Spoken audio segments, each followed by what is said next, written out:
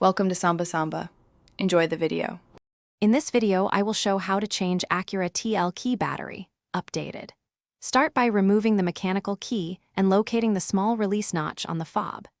Use a flathead screwdriver to gently pry the case open along the seam, keeping pressure even to avoid cracking. Note the battery orientation, remove the old CR2032 and replace it with the new one, then snap the case closed and test the buttons and remote start. In this video, I will show how to change Acura TL key battery, updated.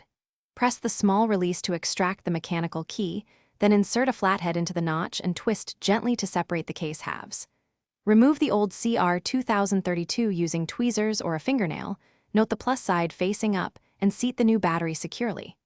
Reassemble the fob, ensuring clips align, and confirm remote functions like lock, unlock, and trunk release operate normally. In this video, I will show how to change Acura TL key battery, updated. If the fob doesn't respond after replacement, open it again to verify battery polarity and clean battery contacts with isopropyl alcohol. Bent or dirty contacts can prevent a good connection, so gently realign metal tabs and reinsert the battery. If problems persist, test with a known good CR2032 and consider dealer repro.